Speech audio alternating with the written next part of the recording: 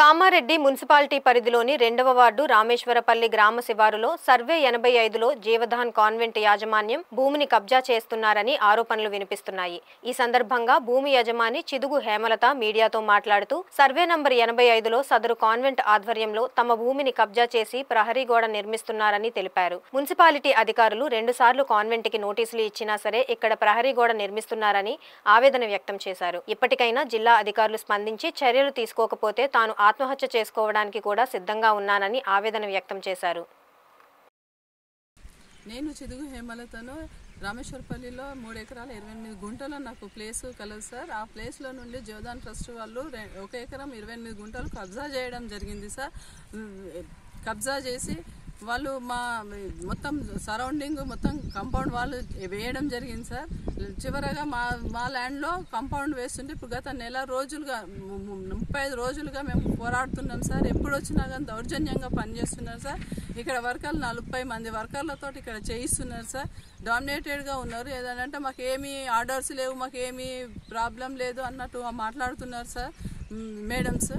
జీవధాన్ వాళ్ళు ఎంతకైనా తెగించి మా సైడు గోడలు రాత్రి పగలు వేయడానికి సిద్ధంగా ఉన్నారు సార్. మేము ఎంత ఆపినప్పటికి కూడా ప్రాబ్లం సాల్వ్ కావట్లేదు సార్. ఏమన్నా అంటే 100కి ఫోన్ చేస్తే పోలీస్ వాళ్ళు వచ్చి తీసుకెళ్ళి మమ్మల్ని ఒక్కరినే తీసుకొని మొత్తం డాక్యుమెంట్స్ అన్నీ మేమే చూపిస్తున్నాం సార్. ప్రతిసారి వాళ్ళని పిలవట్లేదు సార్. వాళ్ళు పిలిచినా వాళ్ళకు మాకు ముఖాముఖి ఎప్పుడూ కదపలేదు సార్. సిఐ గారు మొన్న 21st రోజు సిఐ గారు తన ఎస్ఐ ఛాంబర్లో కూర్చొని మాకు నన్ను బెదిరించడం జరిగింది సార్. నీ ల్యాండ్ ఫేక్ ల్యాండ్ ఉన్నది, నీ దౌర్జన్యంగా అక్కడ రోడ్లు వెళ్ళిపోయింది, నీకేం తెలుసు అని మాట్లాడడం జరిగింది సార్. మేము పత్రాలు 3 పెట్టాం సార్. ఇక్కడ ఎలాంటి వాళ్ళకి పర్మిషన్ లేని సర్టిఫికేటు మరియు 85లో ఎలాంటి సర్వే చేసిన రిపోర్ట్ కానీ అక్కడ లేదు సార్. దాన్ని చూపిస్తే లాస్ట్కు ఓకే అని వల్లే సార్. మా పార్ట్నర్ ఇంకొక 1 ఎకర్ ఉన్న పార్ట్నర్ని నువ్వు అమ్ముతావా చేస్తావా, నువ్వు వాళ్ళ నుంచి విడిపోయి అమ్ముతావా అన్నట్టు మాట్లాడారు సార్. ఇదంతా దౌర్జన్యం పనులు మా మీద కల్పిస్తున్నారు సార్. మాకు న్యాయం చేయాల్సిన వాళ్ళే ఈ విధంగా దిగజారితే మేము ఎక్కడికి వెళ్ళాలి సార్. కాబట్టి మీరు న్యాయం చేకూర్చాలి సార్. ఇప్పుడు మన కమిషనర్ గారు 21st రోజు వాళ్ళకు డిస్మెంటల్ ఆర్డర్ ఇష్యూ చేశారు సార్, నోటీసు. అయినప్పటికీ కూడా వాళ్ళు మాకు ఎలాంటి నోటీస్ రాలేదు, ఏం రాలేదని జీవధాన్ సిస్టర్ మాట్లాడుతున్నారు సార్. అయినప్పటికీ కూడా ఈరోజు 21st నుంచి మళ్ళీ 3 డేస్ ఆపేసి 24th నాడు మళ్ళీ ఒక 30 పిల్లర్స్కి బేస్ కట్టడం జరిగింది సార్. ఈ విధంగా ప్రతిసారి మేము ఎదుర్కోవడము మేమే సఫర్ అవుతున్నాం సార్. నెల రోజుల నుంచి వాళ్ళు మంచిగా హ్యాపీగా ఉండి మాకు చేసుకోమన్నారు. మాకు ఎలాంటి ఆబ్జెక్షన్ లేదు, ఏం లేదు, మేము ఖచ్చితంగా చేస్తామని సిస్టర్ మాట్లాడుతున్నారు సార్.